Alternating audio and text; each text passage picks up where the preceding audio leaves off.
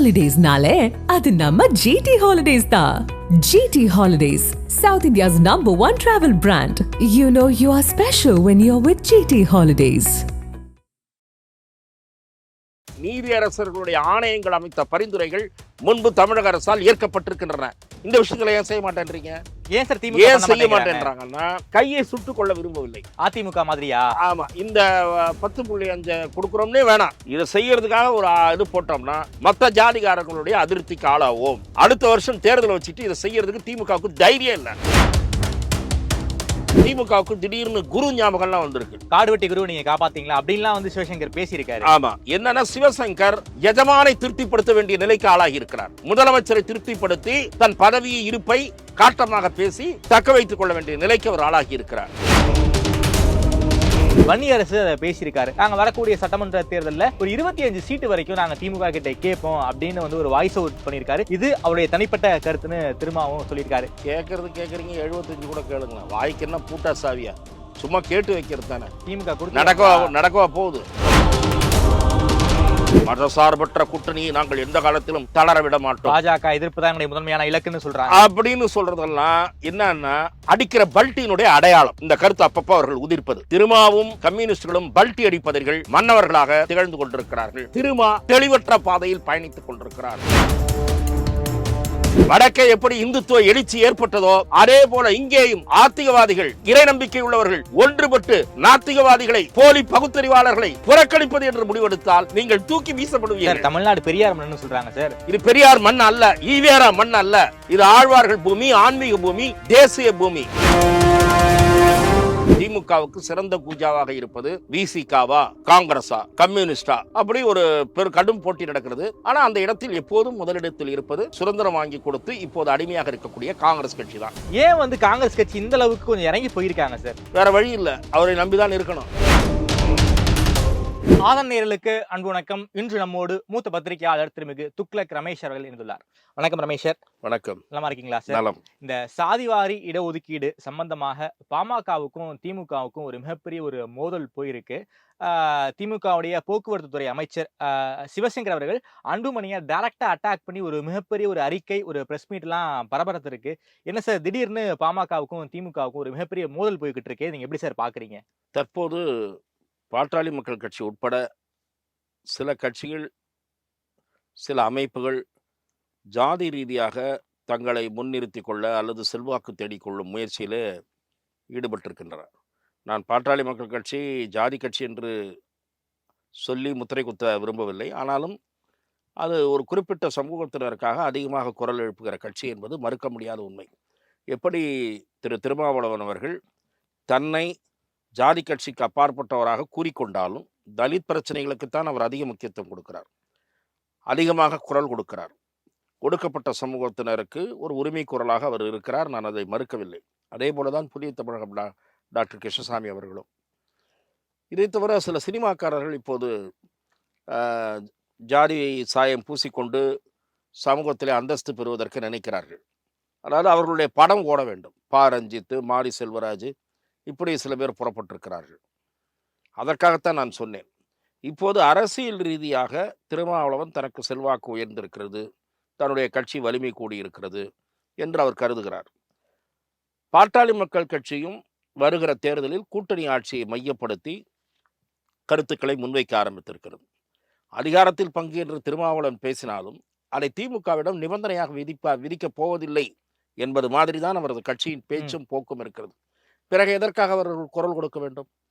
பாட்டாளி மக்கள் கட்சி உறுதியாக சொல்லுகிறது, அதிகாரத்தில் பங்கு என்பதை தேர்தல் சமயத்தில் வலியுறுத்துவோம். அதை சொல்லுகிற துணிவு திருமாவளவனுக்கு இல்லை. இது ஒரு பக்கம். சார் 2006 சார் மைனாரிட்டி ஆட்சி சார், வெளியே இருந்து ஆதரவு கொடுத்தாங்க. அப்பவே அதிகாரத்துல பங்கு வந்து திமுக அப்போது கொடுக்கவில்லை. இவர்களும் கேட்கவில்லை, காங்கிரசும் கேட்கவில்லை. கேட்காதது தவறு என்று காலதாமதமாக உணர்ந்திருக்கிறார்கள். காங்கிரஸ் இன்னமும் உணர்ந்ததா என்று எனக்கு தெரியவில்லை. திமுகவுக்கு பல்லக்கு தூக்க வேண்டிய நிலைமையிலே தான் அந்த கூட்டணி கட்சிகள் இருக்கின்றன. பாட்டாளி மக்கள் கட்சிக்கு இப்போது ஒரு வலிமையை மேலும் தேடிக்கொள்ள வேண்டிய நிலை இருக்கு. அதற்கு அவர்களுக்கு இருக்கக்கூடிய ஒரே ஆயுதம் அந்த இடஒதுக்கீடு. 10.5% இடஒதுக்கீடு சாதித்து காட்டியதாக அது கொடுக்கப்பட்ட போது, திரு எடப்பாடி பழனிசாமியின் ஆட்சியில் கொடுக்கப்பட்ட போது சாதித்து காட்டியதாக பாட்டாளி மக்கள் கட்சிக்கு ஒரு பெருமை இருந்தது. இரண்டாவது, பெரிய அளவுக்கு இடஒதுக்கீடு போராட்டத்தை தமிழகத்தில் முன்னெடுத்த கட்சி பாட்டாளி மக்கள் கட்சி தான். அந்த போராட்ட வழிமுறைகள் சில ஏற்க முடியாதவை. சாலையில் மறியல், ரோட்டில் மரத்துங்களை வெட்டி போட்டது, கொளுத்தி விட்டது, இவையெல்லாம் ஏற்க முடியாத வழிமுறைகள். ஆனால் அந்த சமூகத்திற்கு இடஒதுக்கீடு தனியாக தேவை. கலைஞர் ஆட்சியில் என்ன செய்தார்? கலைஞருக்கு நாற்காலியெல்லாம் போட்டு இவர் ஒரு விழா நடத்தி, கலைஞர் 20% இடஒதுக்கீடு பிற்படுத்தப்பட்ட வகுப்பினருக்காக தனியாக கொடுத்தார். ஆக்சுவலாக அப்போது டாக்டர் ராமதாஸ் அவர்கள் அதற்காக நன்றி தெரிவித்தார். ஆனால் அவருடைய முழுமையான கோரிக்கை அதுவல்ல. முழுமையான கோரிக்கை வன்னியர்களுக்கு மட்டும் தனி இடஒதுக்கீடு. கலைஞருடன் கருத்து மாறுபாடு ஏற்பட்ட பிறகு ராமதாஸ் என்ன செய்தார் என்றால், கலைஞர் எங்களை ஏமாற்றி விட்டார், அழுகிய மாம்பழத்தை கொடுத்தார் என்ற வசனம்லாம் சொன்னார். நாங்கள் கேட்டது வன்னியர்களுக்கு தனி ஒதுக்கீடு, இவர் கொடுத்தது இது என்று சொன்னார். எடப்பாடி பழனிசாமி அவர்கள் ஆட்சியில் கொடுக்கப்பட்ட 10.5% இடஒதுக்கீடுக்கு அடிப்படை இல்லை, சரியான தரவுகளோடு இது செய்யப்படவில்லை என்று நீதிமன்றம் அதை ஏற்க மறுத்துவிட்டது. இது வசதியாக போய்விட்டது திரு மு க ஸ்டாலின் அவர்களுக்கு. என்ன காரணம்? அவர் ஏன் ஏற்க மறுக்கிறார் என்றால், அந்த ஜாதி மீதே வெறுப்பு என்று ராமதாசும் அன்புமணி ராமதாசும் இதை திசை திருப்புகிறார்கள். நான் அதை ஏற்கவில்லை. ஒரு குறிப்பிட்ட சமூகத்தின் மீது வெறுப்போடு செய்ய முடியாது. ஒரு அரசியல் கட்சி மீது வேணால் அவர்களுக்கு அதிருப்தி ஏற்படலாம் வெவ்வேறு சமயங்களில். ஆனால் அவர் சாதி வெறுப்பாக அதை திசை திருப்புகிறார். நான் அதை ஏற்கவில்லை. ஆனால் ஸ்டாலின் ஏன் ஏற்க மறுக்கிறார், ஏன் அந்த காரியத்தை செய்ய மறுக்கிறார் என்று கேட்டால், அவர் இது எங்களுக்கு அதிகாரம் இல்லை என்று சொல்லுகிறார். மத்திய அரசுக்கு தான் இந்த அதிகாரம் இருக்கிறது. அதை நான் ஏற்கவில்லை. மாநில அரசு ஒரு ஆணையமோ அல்லது ஒரு குழுவோ அமைத்து இதை திரட்டுவதற்கு முழு மூச்சாக பணியாளர்களை ஈடுபடுத்தி திரட்ட முடியும். பீகார் மாதிரி சொல்றீங்களா சார்? நான் என்ன சொல்கிறேன், அது எந்த மாநிலம்ன்றலாம் வேணாம், செய்ய முடியும். செஞ்ச பிறகு நாங்க தரவுகளை திரட்டி தான் இதை செஞ்சிருக்கோம்னு சொன்னா கோர்ட்டில் அது ஏற்கப்படலாம். ஒரு நீதி அரசர் ஒரு பரிந்துரை கொடுக்குறாருன்னு வைங்க, அது ஏன் ஏற்கப்படாது? நீதி அரசர்களுடைய ஆணையங்கள் அமைத்த பரிந்துரைகள் முன்பு தமிழக அரசால் ஏற்கப்பட்டிருக்கின்றன. இந்த விஷயங்களை ஏன் செய்ய மாட்டேன்றீங்க? ஏன் சார் ஏன் செய்ய மாட்டேன்றாங்கன்னா, கையை சுட்டுக் கொள்ள விரும்பவில்லை. அதிமுக மாதிரியா? ஆமா, இந்த 10.5 கொடுக்குறோம்னே வேணாம், இதை செய்யறதுக்காக ஒரு இது போட்டோம்னா மற்ற ஜாதிகாரங்களுடைய அதிருப்திக்கு ஆளாவோம். அடுத்த வருஷம் தேர்தல் வச்சுட்டு இதை செய்யறதுக்கு திமுகவுக்கு தைரியம் இல்லை என்பதுதான் உண்மை. ராமதாஸ் அவர்களுடைய கோரிக்கையில் நியாயம் இல்லை என்று நான் சொல்ல மாட்டேன். நீங்க ஏன் வன்னியர் சமுதாயத்தை மட்டும் கணக்கெடுக்கிறீங்க? அண்ணாமலை அவர்கள் சொன்ன யோசனையை போல ஜாதிவாரி கணக்கெடுப்பிடுங்க. தமிழக மக்கள் தொகையில யார் யார் எத்தனை சதவீதம் இருக்காங்க கணக்கெடுப்பிடுங்க, உண்மையை தெரிஞ்சிடும். 15% இடஒதுக்கீடு கொடுத்தா நாங்கள் முழுமையாக ஆதரிக்கிறோம் என்று அன்புமணி ராமதாஸ் சொல்றாரு. நான் என்ன சொல்றேன், அவங்க சொல்ற சதவீதம், எங்க ஜாதி இத்தனைன்னு சொல்ற சதவீதத்தை கூட்டினீங்கன்னா, முதலியார் நாங்க இத்தனை சதவீதம்ன்றாங்க, தேவர் நாங்க இத்தனை சமுதாயம்ன்றாங்க, ஒடுக்கப்பட்ட மக்கள் இத்தனை சதவீதம்ன்றாங்க, பிராமணர்களும் இத்தனை சதவீதம் சொல்றாங்க. கூட்டினீங்கன்னா 100க்கு மேற்பட்ட சதவீதம் வரும். சதவீதம்னா 100 தான். 140, 150 வருது. நான் ஒரு நாள் கூட்டி பார்த்தேன் யார் யார் எவ்வளவு கேட்கறாங்க. 150, 160% வருது. ஆகவே தமிழக அரசு இந்த விஷயத்தில் துணிச்சலாக முடிவெடுக்க வேண்டியதுதானே. மக்கள் தொகை கணக்கெடுப்பு, சைமல்டேனியஸா சாதிவாரி கணக்கெடுப்பு நடத்துங்க. நடத்துவதற்கு தமிழக அரசுக்கு ஏன் துணிவில்லை என்று நான் கேட்கிறேன். எந்த ஜாதி ஓட்டுக்காக பயப்படுகிறீர்கள் அதை சொல்லுங்க. நீங்க எல்லா சமுதாயத்துக்கும் பொதுவானவர் என்றால் சாதிவாரி கணக்கெடுப்பு நடத்த என்ன தயக்கம்? ஏன் தூக்கி பழியை மத்திய அரசு மீது போடுகிறீர்கள்? ஸ்டாலின் அவர்கள் தப்பிக்க பார்க்கிறார் மத்திய அரசின் மீது பழி போட்டு. ஆகவே இவர்களுக்கிடையில இந்த பிரச்சனை தலை தூக்கியது. ஏற்கனவே டாக்டர் ராமதாஸ் அவர்கள் கூறிய ஒரு கருத்து, அதானி விவகாரத்தில் கூறிய ஒரு கருத்து தொடர்பாக முதலமைச்சர் எரிச்சல் அடைந்து அவருக்கு வேறு வேலையே இல்லை என்று அலட்சியமாக பேசினார். அப்படி அலட்சியமாக பேசிய காரணத்தால் தான் இந்த இடஒதுக்கீடு தொடர்பான அறிக்கையில தடித்த வார்த்தைகள் 2 தரப்பிலும் வந்திருக்கின்றன. டாக்டர் ராமதாஸ், அன்புமணி ராமதாஸ் 2 பேரும் என்ன சொல்லியிருக்காங்க, ஜாதிவாரி கணக்கெடுப்பை நடத்துவதற்கான நியாயங்கள், வன்னியர்களுக்கான இடஒதுக்கீடுக்கான காரணங்கள், இதையெல்லாம் சொல்லிட்டு இவங்களுக்கு வன்னியர்களுக்கு முக்கியத்துவம் கொடுக்க மாட்டாங்க, இவங்க வன்னியர் இருக்கிற ஒரே ஒரு வன்னியர் சீனியர் தலைவர் துரைமுருகன், அவருக்கு துணை முதலமைச்சர் கொடுக்க வேண்டியதானே, ஏன் பிள்ளை கொடுத்தாருன்னு கேட்கிறார் ராமதாஸ்.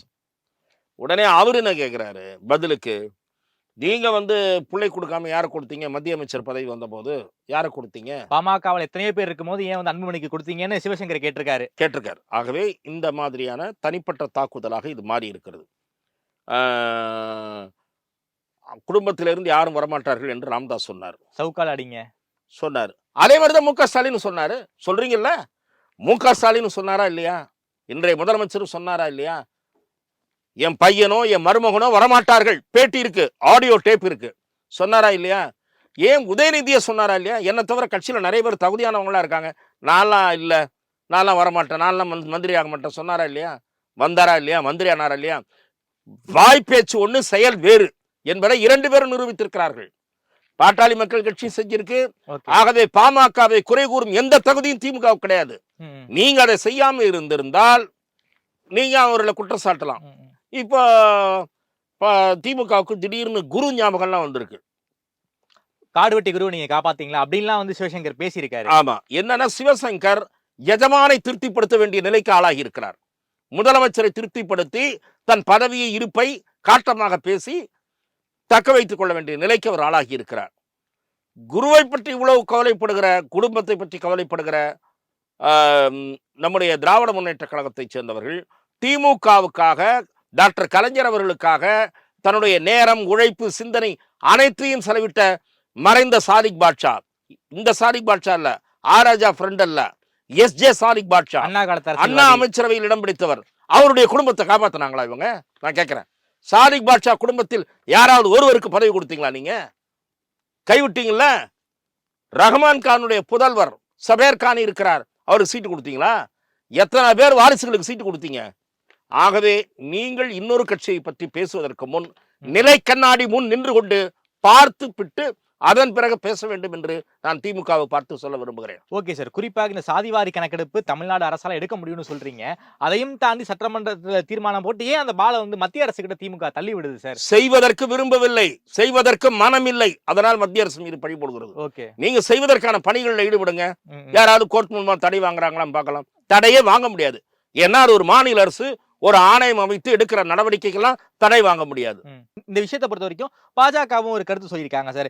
இடஒதுக்கீடை பொறுத்த வரைக்கும் திமுக வந்து இரட்டை வேடம் போடுகிறதுன்னு சொல்றாங்க, அது உண்மைதானா? நிச்சயமாக மத்திய அரசின் மீது பழி போட்டு திராவிட முன்னேற்ற கழகம் தப்பிக்க பார்க்கிறது. மாநில அரசாங்கம் முழுமையாக பொறுப்பேற்று செய்ய வேண்டிய காரியம் இது. ஓகே சார், அப்படியே திமுக கூட்டணிக்குள்ளேயும் சில கேள்விகள் இருக்கு சார். சமீபத்துல தான் ஆட்சியிலும் பங்கு அதிகாரத்திலும் பங்கு என்று விசிகாவுடைய குரல் எழுப்பிய ஆதோர்ஜனா வெளியே போயிருக்காரு. ஸோ அதே ஒரு கோரிக்கை மீண்டும் வந்து விசிகாவில் வந்திருக்கு. வன்னியரசு அதை பேசியிருக்காரு. நாங்கள் வரக்கூடிய சட்டமன்ற தேர்தலில் ஒரு 25 சீட்டு வரைக்கும் நாங்கள் திமுக கிட்ட கேட்போம் அப்படின்னு வந்து ஒரு வாய்ஸ் அவுட் பண்ணியிருக்காரு.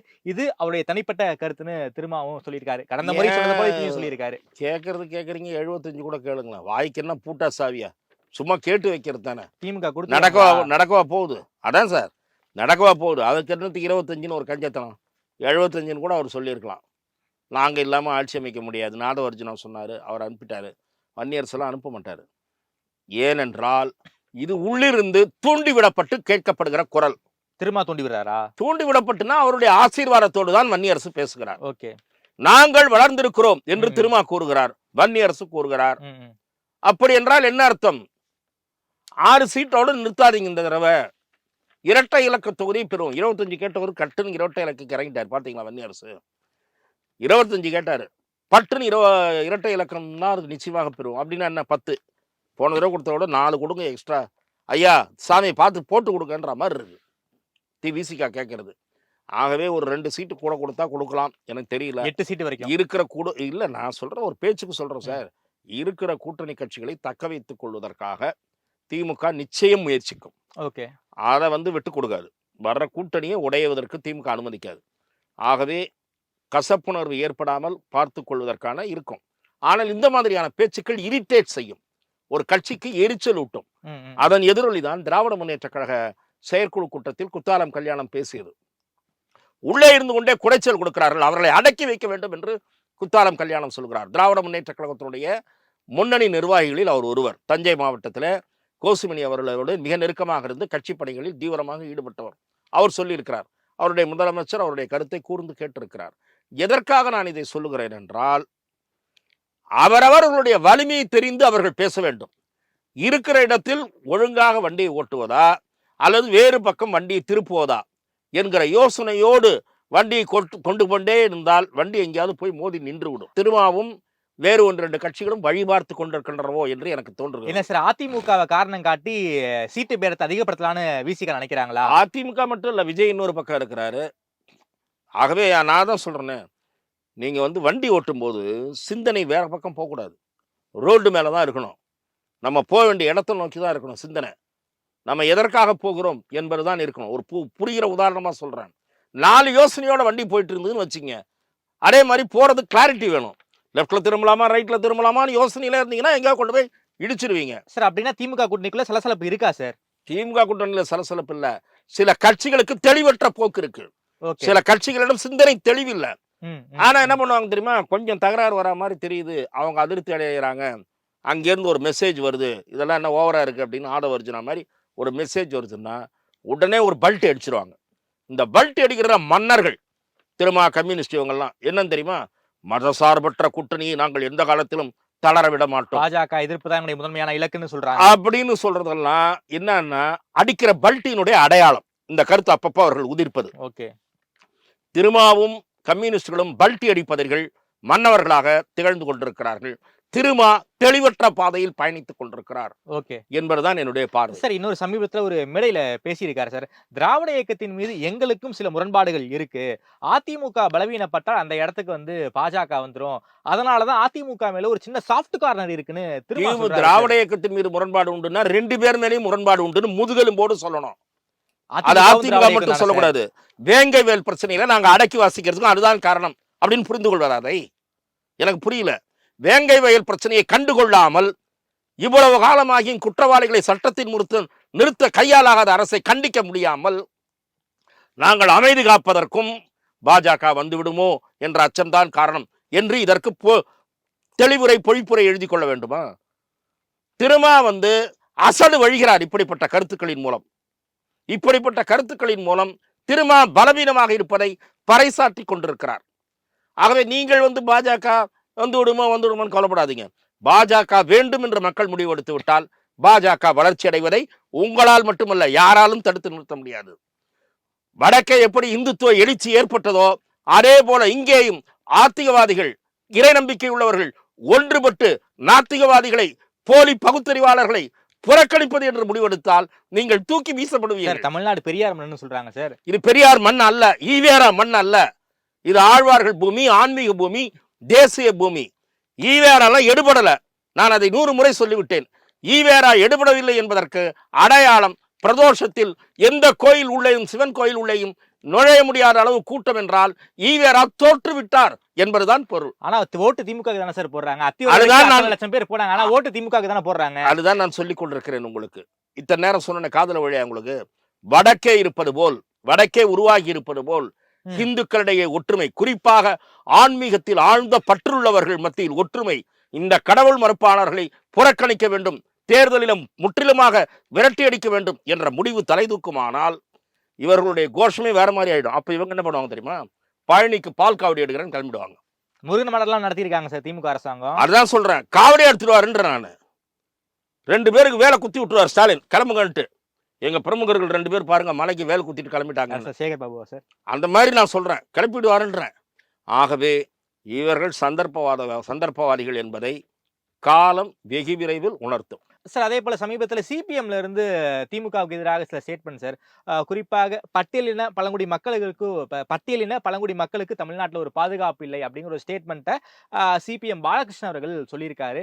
இது நீங்க எப்படி சார் பாக்குறீங்க? மரியாதைக்குரிய தோழர் பாலகிருஷ்ணன் அவர்கள் மாநில செயலாளர் பதவியில் நீடிக்க வேண்டும் என்று விரும்புகிறார். அவர் நீடிக்க வேண்டும் என்று நானும் விரும்புகிறேன். அவரை மாற்றினால்தான் இனிமேல் அவர்களோட கூட்டணி என்று திமுக சொல்லிவிடக்கூடாது. ஏனென்றால் நான் சொல்றேன், உங்களுக்கு வரலாறு தெரியாது, அதனால நான் சொல்றதை கொஞ்சம் கேட்டுங்க. திராவிட முன்னேற்ற கழகம் கலைஞர் காலத்தில் திராவிட முன்னேற்ற கழகத்தின் மீது மிக கூர்மையான விமர்சனங்களை நம்முடைய தோழர் சங்கரையா வைத்தார். மிக கூர்மையான விமர்சனங்களை வைத்தார். அப்படி தோழர் சங்கரையா அவர்கள் வைத்த போது ஒரு கட்டத்தில் கலைஞர் பொறுக்க முடியாமல் முரசொலியிலே அவருக்கு பதில் எழுதி கொண்டே இருந்தார்கள். ஒரு கட்டத்திலே கலைஞர் பொறுக்க முடியாமல், சங்கரையா இருக்கும் வரை மார்க்சிஸ்ட் கூட்டம் கிடையாது சொல்லி இருக்கிறார். ஆதாரம் இருக்கிறது, பத்திரிகை ஆதாரம் இருக்கிறது, ஸ்டேட்மெண்ட்டுகள் இருக்கிறது. ஆகவே அந்த நிலை பாலகிருஷ்ணன் அவர்களுக்கு நேர்ந்து விடக்கூடாது. இந்த உதார் விடுறதெல்லாம் கூடாது. உண்மையான எதிர்ப்போடு இருக்கணும். இல்ல கட்சி சென்ட்ரல் கமிட்டியில பேசி, அவங்க ரொம்ப தப்பான பாதையில போறாங்க. அங்க தலித்துகளுக்கு எதிரான ஒடுக்குமுறை இருக்கு. லா அண்ட் ஆர்டர் ரொம்ப மோசமா இருக்கு. ஆகவே அவங்களோட நீடிச்சோம் நமக்கும் கெட்ட பேர் வரும். எல்லாத்துக்கும் ஜால்ரா அடிக்க வேண்டியிருக்கு அப்படின்னு அவர் மேலிடத்துல போய் பேசுவது நல்லது என்பது அவருக்கு என்னுடைய பணிவான ஒரு கருத்தாக நான் முன்வைக்கிறேன். சார், திமுகவை நோக்கி சிபிஎம் பாலகிருஷ்ணன் விமர்சனம் வச்சிருக்காரு. அதுக்கு திமுக தரப்பு தான் பதில் சொல்லணும். காங்கிரஸ் தரப்புல இருந்து பதில் சொல்லியிருக்காங்க. தமிழ்நாட்டை பொறுத்த வரைக்கும் பட்டியலின யார் சிறந்த அடிமை என்பதில் ஒரு போட்டி நடக்கிறது. யார் சிறந்த கூஜா அடிமை என்பது கூட மிக கடுமையான விமர்சனமாக இருக்கும். நான் மாற்றிக்கொள்ளுகிறேன். யார் சிறந்த கூஜா? திமுகவுக்கு சிறந்த கூஜாவாக இருப்பது விசிகாவா, காங்கிரஸா, ஓகே, கம்யூனிஸ்டா, அப்படி ஒரு கடும் போட்டி நடக்கிறது. ஆனா அந்த இடத்தில் எப்போதும் முதலிடத்தில் இருப்பது சுதந்திரம் வாங்கி கொடுத்து இப்போது அடிமையாக இருக்கக்கூடிய காங்கிரஸ் கட்சி தான். ஏன் வந்து காங்கிரஸ் கட்சி இந்த அளவுக்கு கொஞ்சம் இறங்கி போயிருக்காங்க சார்? வேற வழி இல்லை, அவரை நம்பிதான் இருக்கணும். அவர் ஒரே தலைவர் ஒருத்தர், இந்தியாவிலே ஒருத்தர் தான் ராகுல் காந்தியை ஒத்துக்கிற தலைவர். இப்போ அவர் மட்டும்தான் மீறி இருக்காரு. ஏன்னா மம்தா பானர்ஜி ராகுல் காந்தியை வச்சுட்டுலாம் வண்டி ஓட்ட முடியாது, பிரயோஜனப்படாது. இனிமே இந்தி கூட்டணி எடுபட வேண்டும் என்றால் முதல்ல ராகுல் காந்தியை கழட்டி விடணுன்றாங்க. அந்த கருத்தை பெருமளவு சரத்பவார் ஆதரிச்சுக்கிறாரு. இப்ப கெஜ்ரிவாலும் ஒம்பது தான். இப்ப கெஜ்ரிவாலுக்கும் காங்கிரஸுக்கும் 2 நாளா மோதல் உச்சத்துல போயிட்டு இருக்கு. நீங்க பத்திரிகை படிக்கிறீங்களா என்னன்னு தெரியல. கெஜ்ரிவாலுக்கும் காங்கிரஸுக்கும் கடும் மோதல் ஆரம்பித்து விட்டது. ஊழல் என்று மறுபடியும் கெஜ்ரிவாலை பார்த்து காங்கிரஸ் சொல்ல ஆரம்பித்து விட்டது. அஜய் மக்கா நேற்று தினம் பேட்டி கொடுத்திருக்கிறார். டெல்லியினுடைய முக்கியமான காங்கிரஸ் தலைவர் பேட்டி கொடுத்திருக்கிறார். ஆகவே ஸ்டாலின் அவர்கள் மட்டும்தான் ராகுல் காந்தியை தாங்கி பிடிப்பது. அவர்தான் நம்ம தமிழ்நாட்டிலையும் காங்கிரஸ் கட்சியை காப்பாற்றுவது. தமிழ்நாட்டுக்கு காங்கிரஸ் கட்சிக்கு உயிர் இல்லை, இழுத்துக்கிட்டு இருக்கு காங்கிரஸ் கட்சி. அதுக்கு வந்து ஒரு இந்த தண்ணி கொடுக்கறது, உயிர் தண்ணி கொடுக்கறது திமுக தான். அதையும் பகச்சு கூடாதுன்னு நம்முடைய காங்கிரஸ் கட்சியினுடைய எஸ்சி பிரிவு சேர்ந்த தோழர் ரஞ்சன் குமார் ஜால்ராவை விட சின்ன ஜால்ராவா இல்லாம இந்த கோயில் எல்லாம் பாத்துறீங்களா, பெருசா இருக்கும், டங் டங்குன்னு அடிக்கிறது, அதை கையில வச்சு அடிச்சிட்டு இருக்காரு. கேரளா ஜால்ரா வச்சு அடிச்சிட்டு இருக்காரு. Okay sir. சார், சமீபத்தில் திமுகவோட செயற்குழு கூட்டம் நடந்து முடிஞ்சிருக்கு. கட்சியின் மீது சில விமர்சனங்கள்லாம் வந்து கட்சி நிர்வாகிகள் வச்சிருக்காங்க. குறிப்பாக அதையெல்லாம் வந்து சிஎம் ரசிக்கலைன்னு ஒரு வாரையில் வந்து ரொம்ப டீட்டெயில்டா ரிப்போர்ட். இப்படிப்பட்ட நிகழ்ச்சிகள் எல்லா கட்சியிலும் நடப்பதுதான். இது ஒன்றும் பொருசு இல்லை. குறிப்பாக ஆளுங்கட்சியாக ஒரு கட்சி வரும்போது திமுகவாக இருந்தாலும் சரி, அதிமுகவாக இருந்தாலும் சரி, செயற்குழு பொதுக்குழுவில் ஒரு 10 பேரை பேச விட்டால் நம்ம கட்சிக்காரங்களுக்கு எந்த வேலையும் நடக்கிறது இல்லை. யார் யாரோ வந்து வேலையை காரியம் பண்ணி அதுதாங்க. இந்த விஷயம் வந்து புதுசு இல்ல. திமுகலும் அது எதிரொலித்திருக்கிறது, அவ்வளவுதான். திமுகவிலே ஒரு 10-20 பேரை பேச விட்டுருக்காங்க. அதிமுக பேச விடுறதே கிடையாது. அதிமுக பேச விடுறதே கிடையாது. திமுகவிலேயாவது சுதந்திரமா பேச விட்டுருக்காங்க. ஆனால் முதலமைச்சர் இதே மாதிரி வரிசையா 2-3 பேர் புகார் சொன்னவொடனே அவருக்கு கோபம் வந்திருக்கு. போதும் நீங்க பேசுனது, இறங்குங்கன்னு சொன்னதாக வந்திருக்கு, செய்தி வந்திருக்கு. அநேகமாக அந்த தகவல் உண்மைதான் என்று நானும் கேள்விப்படுகிறேன். Okay sir. என்ன, ஆகவே இந்த மாதிரியான முணுமுணுப்புகள் ஒரு கட்சி ஆளுங்கட்சி ஆகும்போது தோன்றுவது இயற்கை தான். இதை விட முக்கியமாக நான் ஒன்று சொல்றேன். திராவிட முன்னேற்ற கழகத்தில் செல்வாக்கு மிக்க 1-2 பேரோடு 2ஆம் கட்டத்தில் இருப்பவர்களோடு நான் பேசிய போது பல மந்திரிகள் கட்சிக்காரர்களுக்கு எந்த உதவியும் செய்வதில்லை. இது கீழ்மட்டத்தில் அதிருப்தியை தோற்றுவித்திருக்கிறது. இதை நாங்களும் உணர்ந்தே இருக்கிறோம் என்று என்னிடத்தில் தெரிவித்தார்கள். கீழ்மட்ட நிர்வாகிகள் தொண்டர்கள்லாம் வந்து தேர்தல் நேரத்தில் இவங்க பயன்படுத்திக்குவாங்க. கீழ்மட்ட நிர்வாகிகள் எங்களால் ஒரு ஆட்சியினால பெரிய பலன் அடைய முடியவில்லை என்றால் அவர்கள் அதிருப்தியில் இருப்பாங்க. அப்புறம் தேர்தல் நேரத்தில் அவங்கள கூப்பிட்டு, இந்த கிளை செயலாளரா நீ வச்சுக்க இவ்வளோ 1 லட்சம், ஒன்றிய செயலாளர் நகர செயலாளருக்கு 5 லட்சம் இப்படின்னு கொடுத்து திருப்திப்படுத்துவாங்க. அந்த கதை திமுகவிலையும் நடக்கும், அதிமுகவிலையும் நடக்கும். ஆனா இப்போதைக்கு அதிருப்தி இருப்பது என்பது உண்மைதான். சார், சமீபத்துல சசிகலா மேடம் வந்து ஒரு பிரஸ் மீட் ஒன்று கொடுத்தாங்க. 2026 அம்மா ஆட்சி நிச்சயமா வரும், அது எப்படின்னு மட்டும் கேட்காதீங்கன்னு ஒரு ஸ்டேட்மெண்ட் சொல்லியிருக்காங்க. எப்படி சார், என்ன நடக்கும், என்ன மைண்ட் செட்ல சசிகலா மேடம் இருக்காங்க? எனக்கு புரியவில்லை. அதிமுக விவகாரங்களில் ஒரு தெளிவு இல்லாமல் இருக்கிறது. அது எந்த தரப்பாக இருந்தாலும், மெஜாரிட்டி பிரிவினர் இருக்கக்கூடிய எடப்பாடி பழனிசாமியாக இருந்தாலும் சரி, வெளியே இருந்து செயல்பட்டு கொண்டிருக்கக்கூடிய திரு ஓபிஎஸ் அவர்களாக இருந்தாலும் சரி, திருமதி சசிகலா அவர்களாக இருந்தாலும் சரி, திசை தெரியாமல் பயணித்துக் கொண்டிருக்கிறார்கள் என்றுதான் நான் பார்க்க வேண்டியதாக இருக்கிறது. ஆகவே குழப்பம் இருக்கிறது. அதிமுக இன்றைய தேதியில் எந்த விதமான வலிமையும் இல்லாமல், கூட்டணி பலமும் இல்லாமல், சொந்த பலமும் இல்லாமல், குழப்பத்தின் சிக்குண்டு இருக்கிறது. இடியாப்ப சிக்கலில் இருப்பது இன்றைய அதிமுக நிலைமை. ஆகவே 2026 ஆட்சிக்கு வந்துவிடும் என்று ஜி பூம்பா மாதிரி எதுவும் நடக்கக்கூடிய வாய்ப்பு இருப்பதாக மக்களை ஆட்சியில் உட்கார வச்சிருவாங்க எடப்பாடி பேசியிருக்காரு சார். அதுதான் நான் ஏற்கனவே தெளிவாக சொல்லிவிட்டேன். Okay sir. சார், குறிப்பாக இரட்டை இலை என்ன சார் ஆகும்? குறிப்பாக 30ஆம் தேதி வரைக்கும் மறுபடியும் இப்போதைக்கு அதை பற்றி நாம் எதுவும் யூகிப்பது சரியாக இருக்காது. தொடர்ந்து விளக்கங்கள் கேட்பதற்கும் எழுத்துப்பூர்வமான மனு தாக்கல் செய்வதற்கும் அனுமதி கோரப்பட்டிருக்கிறது என்று 1-2 நண்பர்கள் கூறுகிறார்கள். ஓகே. அப்படிப்பட்ட அனுமதிகள் தரப்படுகிறவா இல்லையா என்பதை பொறுத்திருந்துதான் இது குறித்து நாம் ஒரு முடிவுக்கு வர இயலும். அண்ணாமலை அவர்கள் லண்டன் போயிட்டு வந்த பிறகு ஒரு பல அதிரடிகள் நடக்கும், பல மாற்றங்கள் வரும்னு சொன்னீங்க. அமைதியா போய்கிட்டு இருக்கு சார். உட்கட்சி தேர்தலை கான்சன்ட்ரேட் பண்ணிக்கிட்டு இருக்காங்க. அதிரடியாக பாஜகவை பொறுத்த மாற்றங்கள் வரைக்கும். வரும் என்று நான் எங்கேயும் கூறவில்லை. அப்படி நீங்கள் சொல்லிக் கொண்டிருக்கிறீர்கள். அவர் கூட்டணி கட்சிகளை பற்றி, திமுக கூட்டணி கட்சிகளுடைய முறைகேடுகளை அம்பலப்படுத்துவதாக கூறியிருக்கிறார்.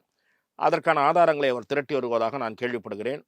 அடுத்தது, தமிழக அரசியலில் பாஜக என்ன நிலை எடுப்பது என்பது குறித்து இன்னும் விவாதிக்கப்படவில்லை. அதாவது இங்கே விவாதிக்கிறார்களே தவிர மேலிடத்தால் விவாதிக்கப்படவில்லை.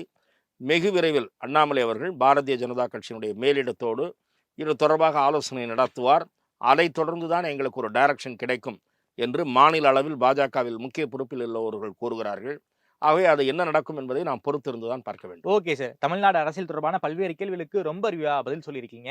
நேரில் வந்து நேரம் கொடுத்து பேசியமைக்கு நன்றி ரமேஷ் சார். வாய்ப்புக்கு நன்றி.